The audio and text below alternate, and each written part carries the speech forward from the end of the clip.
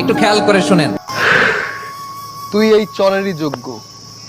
এরপরে যদি আর কখনো তোকে এখানে দেখি, তাহলে এবার আমার গাড়ির চাকা তোর জুতোর উপরে আর উঠবে না, উঠবে তোর বুকের উপরে। বুঝলি শালা ফকিন্নির বাচ্চা?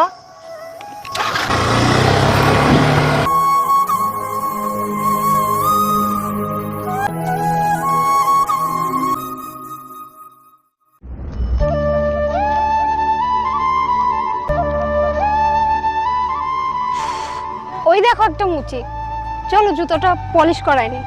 চলো যাও। আচ্ছা। এই মুচি, আমার জুতোটা একটু পালিশ করে দে তো। ম্যাডাম এই জুতায় তো পালিশ হয় না।